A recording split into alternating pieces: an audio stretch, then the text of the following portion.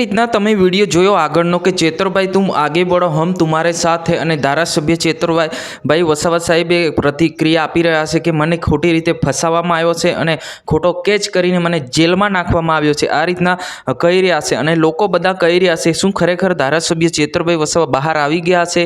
અને આ વિડીયોને લઈને આજે આ વિડીયોની અંદર ખુલાસો કરવાનો છું કે આ વિડીયો કોનો છે અને ક્યારનો છે, આજનો છે કે કાલનો છે, કે હું ખરેખર ચેતરભાઈ વસાવા બહાર આવી ગયા છે પછી લોકોની અફવા છે એ પણ હું તમને આ ચેનલના માધ્યમથી હું તમને સમજાવવાનો છું. હું શૈલેષ ભીલ, તમે જોઈ રહ્યા છો ઈકે ચેનલ. વિડીયોને અંત સુધી જોજો ને આપણી ચેનલ પર નવા હોવ તો ચેનલને સબસ્ક્રાઈબ કરીને લાઇક કરી નાખજો, કેમ કે આપણે ગુજરાતભરની માહિતી જે છે આ ચેનલ પર હું પ્રોવાઈડ કરી રહ્યો છું. હવે વિડીયોના માધ્યમથી તમને એ જણાવી દઉં કે વિડીયોની અંદર ચોખ્ખું દેખાય છે કે ચેતરભાઈ વસાવા જેલની બહાર આવી ગયા છે અને આવીને પછી જે એમની સાથે જે ઘટના બની છે એ ઘટના વિશે કહી રહ્યા છે.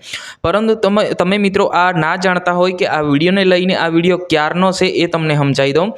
મિત્રો આ વિડીયો જે છે એ જે વનકર્મી અને તે સંજયભાઈ વસાવા સાહેબને બંનેનો ઝઘડો થયો હતો અને જેલમાં ગયા હતા એને લઈને આવું બોલ્યા હતા, જેલની બહાર આવીને પછી બોલ્યા હતા.